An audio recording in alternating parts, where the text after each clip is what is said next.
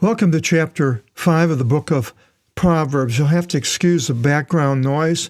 We're going into the sunny weather here on the Oregon coast.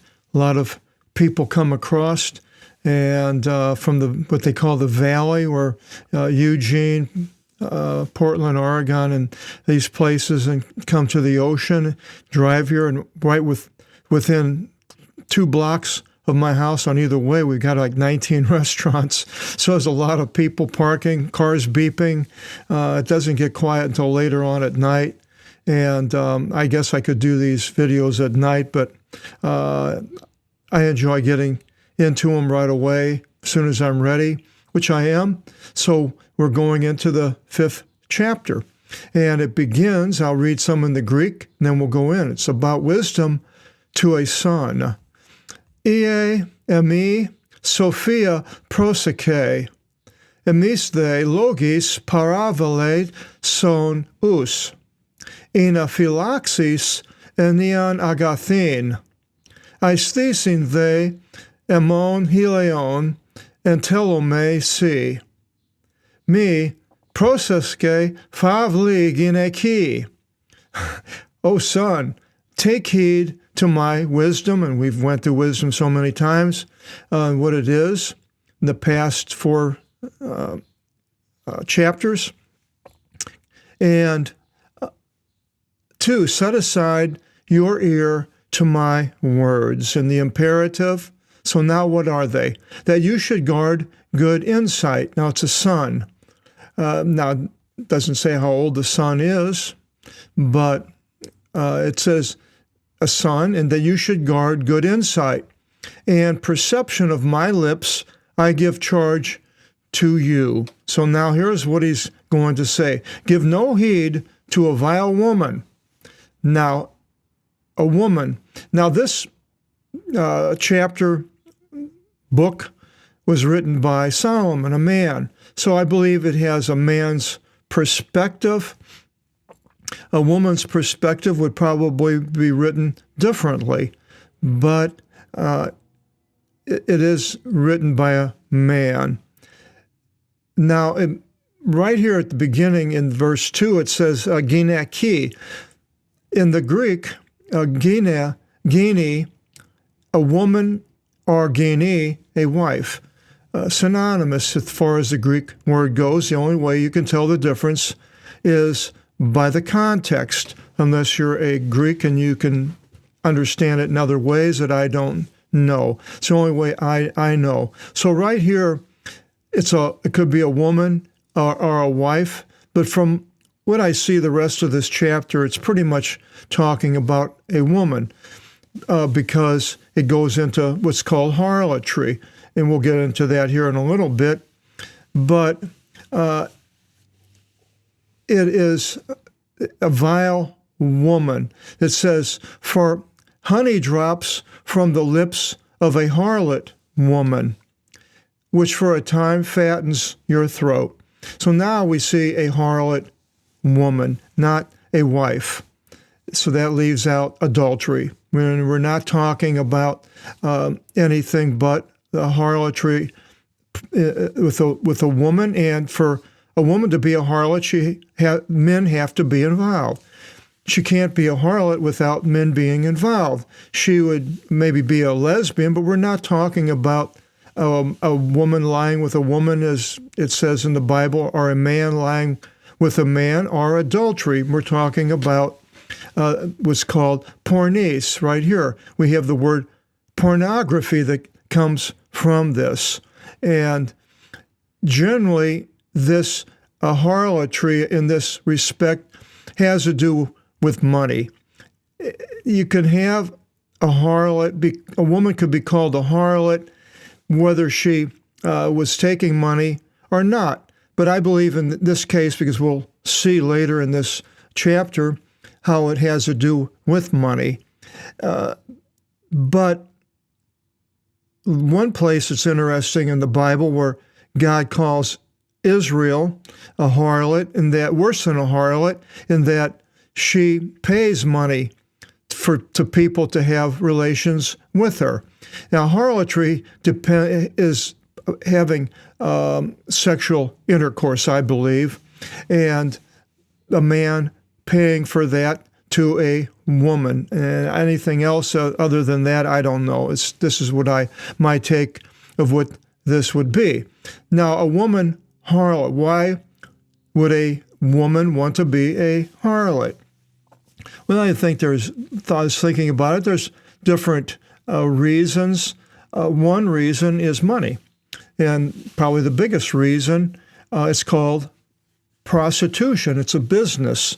There are places in the United States, Las Vegas, where it's legal to have prostitution, where a woman gets paid for having sexual intercourse, or Amsterdam, Holland, where there's apparently a street that I've heard of, and men walk down the street, and women are in windows and doing things to cause a man to want to come in and spend his money and to have sex with a woman. Now, men want to go to a harlot for basically the one reason, is having a quick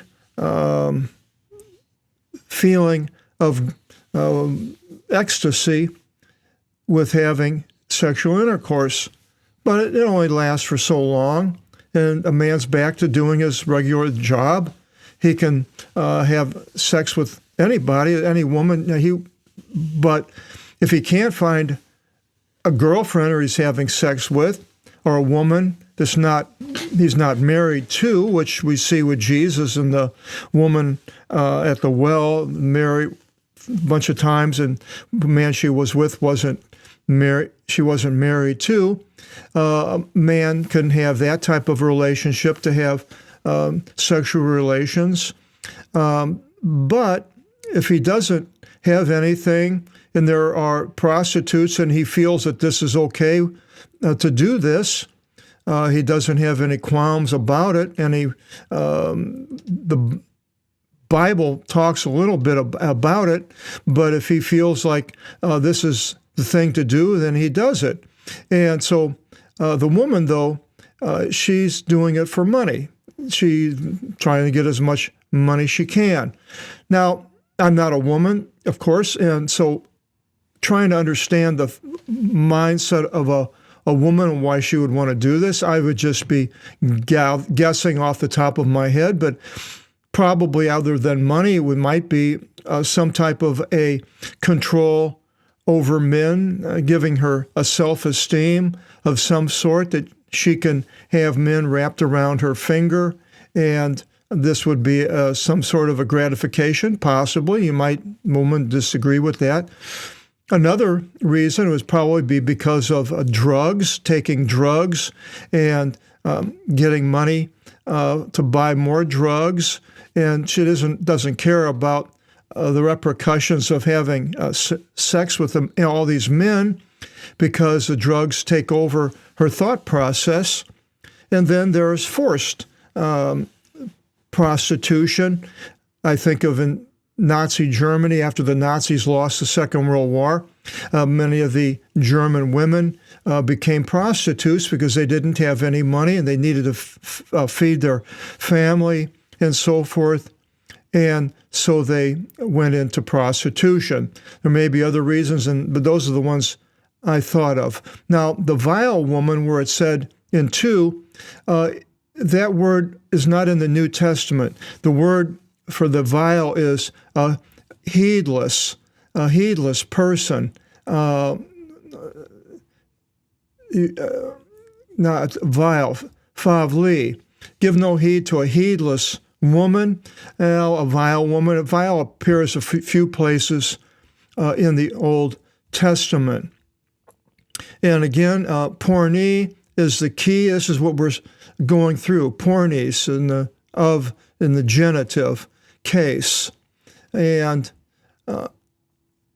it mentions, as far as a porne, a woman that has harlotry, that priests were not to marry a harlot. And that was in Leviticus 21:14. And then it says that in Deuteronomy 23:2, that one born of a harlot shall not enter into the assembly of the Lord unto the 10th generation.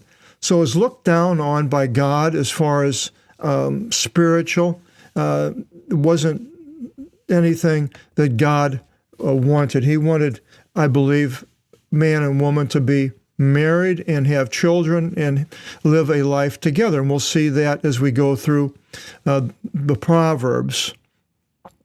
And then it says in Deuteronomy 23:18, you shall not bring the hire of a harlot nor the price of a dog into the house of the Lord your God for any vow, for even both are an abomination to the Lord your God. Well, I was thinking about that, how many people here in the United States walk dogs. And I had a dog, Arlo, and I cared a lot for him, but then after I didn't have him, I was glad I didn't, because I could see where he was taking me away from doing things, studying the Bible and doing things. And for an animal, for a dog, and it's the only animal that I know that it's an abomination to the Lord your God. Now, should you get rid of your dog Fido? No, I'm not saying you should, but I'm just saying that in Deuteronomy 23:18, it says, for even both are an abomination to the Lord your God. So you make a decision of how much time and effort and things you want to spend with your dog. But now harlots are mentioned in the Bible in a few places.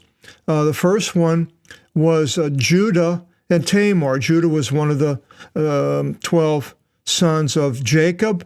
Genesis 38:15, it says, and Judah, seeing her, assumed her to be a harlot, for she covered up her face.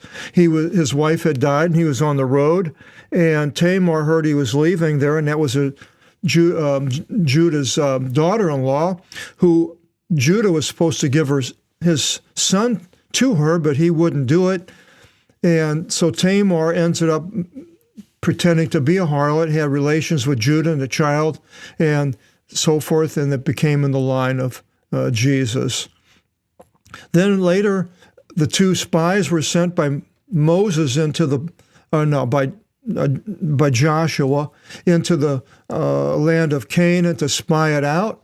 And it says in Joshua 2:1, and going, they entered into a house of a woman harlot, whose name was Rahab, and they rested up there. Now, why they went to the house of a harlot, I don't know. Maybe thought that was a safe place to be, and maybe more. Doesn't say. But anyway, that was another harlot mention. And then it mentions in Judges 11:1 that the judge Jephthah, it says, and he was the son of a harlot woman, and she bore Jephthah to Gilead. And so Jephthah, the judge, was born of a harlot woman. And then we mentions later in Judges 16:1 about Samson. It says, and Samson went into Gaza, and he saw there a woman harlot and entered unto her. So Samson went with the harlot in Judah. Then it mentions in 1 Kings 3:16, the story I mentioned in the last video, the wisdom of Solomon. Then there appeared two women harlots unto the king, and they stood before him, and you can read about that or listen to that on the 4th chapter of Proverbs. Then in 1 Kings 22:38, it mentions, it says, and the dogs licked the blood, and the harlots bathed in the blood, according to the saying of the Lord, which he spoke. That was when Jezebel was thrown out the window, hit the ground, her insides, everything spilled out, and the dogs licked the blood and bathed in the blood. Now, why they would do that, I don't know. Then we go next into the New Testament, where it says in Luke 15:30 about the prodigal son. When he came back, the brothers said, and when this to the father, and when this your son, the one devouring your livelihood with harlots, came, you sacrificed for him the well-fed calf. or them. I guess it was a group of people celebrating.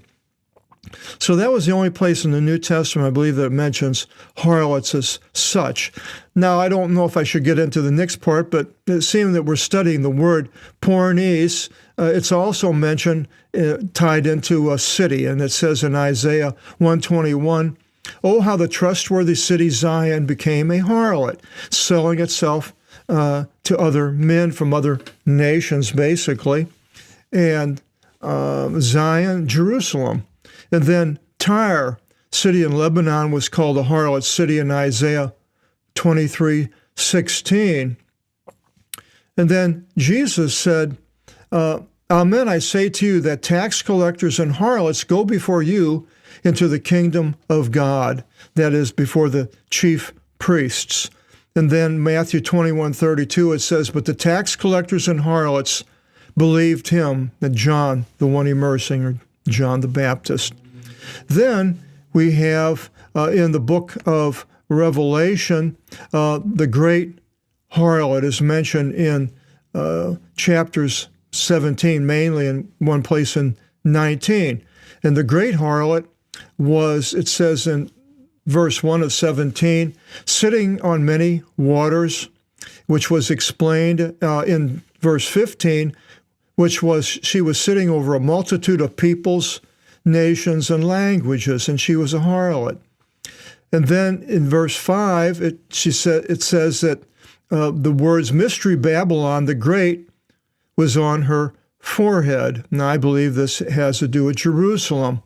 And then it mentions that she corrupted the earth, and in 17:5, I believe. And then the blood of the bondman will be from out of her hand. So many Christians, the bondmen, whoever they were at the time of the tribulation, and were killed because of her. And this was in chapter 19, verse 2 of Revelation. And then it describes her in 17:16 as being detested by the horned beast that had the 10 horns. And horns, I say horns, but horns, and that she was made desolate by the beast, made naked, and he devoured her flesh and incinerated her by fire. So that would be all these nations when the beast arrives on the earth. That was in 17:16. So all of these things are about the pornes up here in verse 3, which for a time fattens your throat. Now we're going back into the men of the son who is being warned about this. And it says in verse 4, afterwards, however, you shall find her more bitter than bile, and being more sharpened than a double-edged sword. Going to a prostitute, you'll regret it. I believe this is what he's talking about, especially if you were trying to do things the way God would have you to do it. And it's more sharpened than a double-edged sword. You can get damaged by going to prostitutes. A lot of people have been gone into fights, and where the whorehouses are, what they call them, and generally alcohol and drinking goes along with it. And it says, for the feet of folly lead the ones dealing with her down unto Hades with death. So this is what God's saying. Going to the prostitute leads to Hades, and her tracks are not established. They're going with her way is certainly not the way of life. For she does not come by the ways of life, but her tracks are slippery and not well known. Getting involved in that can lead into a dangerous position. So this is all warnings to the son. Now then, O son, hear me, and you should not do void works of my words. Listen to what I'm saying and do them. Stay away from her. Make your ways far from her. You should not approach the doors of her houses. Basically, a young person and finding a man, a son, finding a wife would be ideal. Marrying him and continue, and we'll go in that a little bit here, that you should not let your means of life go to others, and your livelihood to the unmerciful and pimps, men that control prostitutes, take the money from the prostitutes and for drugs and all sorts of bad things. And so your money that you work for is going to bad things. That strangers should not be filled with your strength, and your toils should enter in the houses of strangers. So your money is being spent and going into the coffers of evil people, and you shall be repenting at last, regretting it whenever the flesh wears away from your body. You get older and, oh, why did I do that? Wow, this is really on and on, feeling guilt and so forth. And you shall say, oh, how I detested instruction, and my heart turned aside from reproofs from the Father, from God, from the Word of God. I did not hear the voice of one correcting me and teaching me, nor did I set aside my ear. And boy, in my life, I could certainly wish I had read all of this and took it in better than I did. So I did a lot of things I shouldn't have done. I wish that I didn't turn my heart away and my ears away from listening. But many go in this direction. By little I came by every evil in the midst of the assembly and congregation. So bad things happen.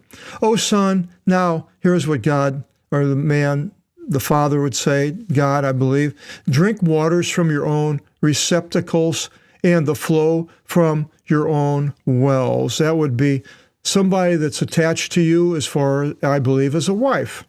Having a wife and everything, then it's all yours. You're together as one, talks about in the New Testament, where the two become one from God.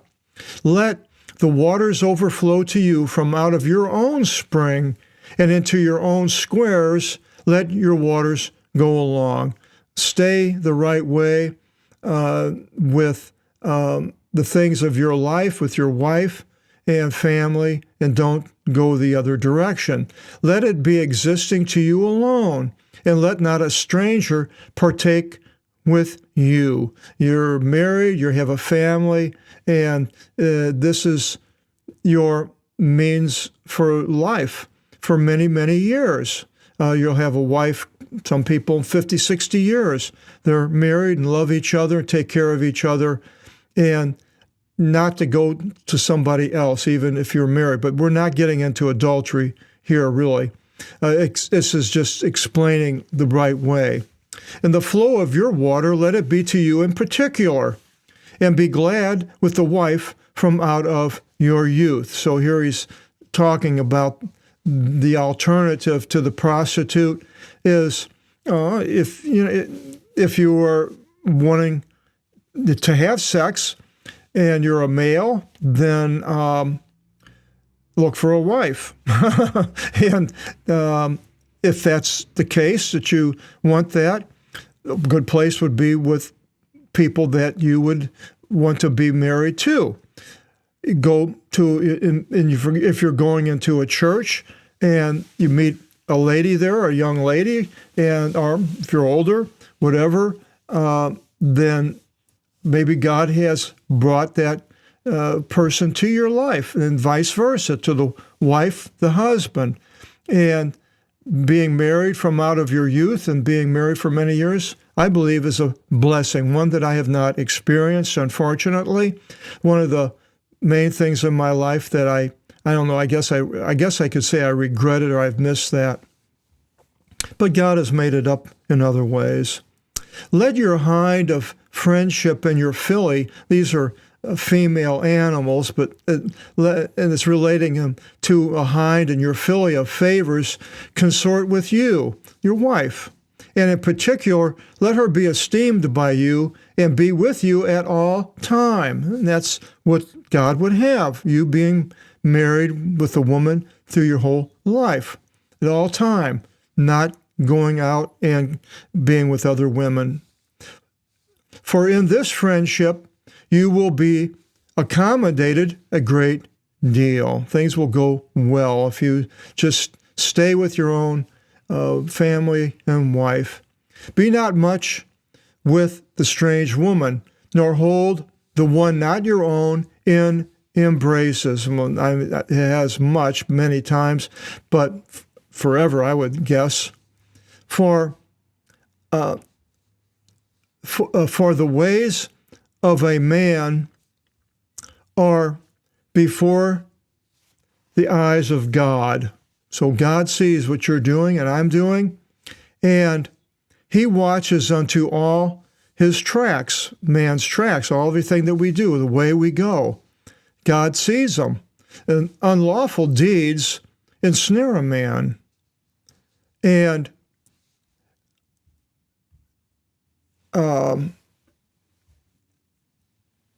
each is grasped by his sins, the chains of his own sins. I'm having a hard time because the words here went behind the camera.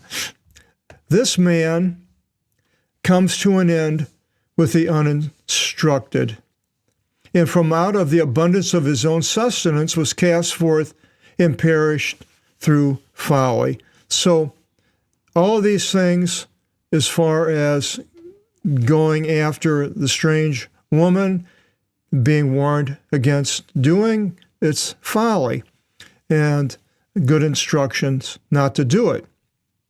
Not a lot in the Bible as far as regulations on sexual mores, except for marriage. That's the main thing. It's once you're married, then the Bible doesn't get into how you should have sex or when you should have sex, what kind of sex, and all these different things. It just doesn't get into any of that. Jesus didn't get into any of that. He was just talking to the woman at the well that was married 5 times, and not whether, having sex that was the problem.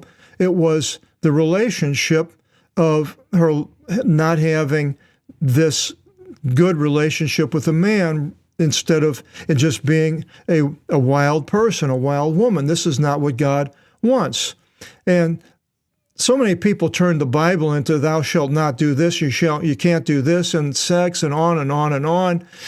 And the only other things it gets into that I can think of as far as outside of the marriage and then just going out and having sex all the time with whoever you want, which would be the male, fornicating, or would be maybe a man laying with a man and a woman lying with a woman, or a human lying with a beast. These are the main things that the Bible talks against as far as sex. I can't think of too many other places. It has warnings as far as rape. If a woman was, it gets into the book of Leviticus, if she was in the field or she was in the city where she cried out. If she didn't cry out in the city, then that was bad for her. But if she was in a field, nobody could hear her, then it's bad for the guy. And there were things as far as rape goes. That's the only other one I can think of. Chapter 6. Surety for fools. Surety is co-signing for somebody. We'll get into that in the next chapter. Hope you'll join us, find out. Till then, God bless.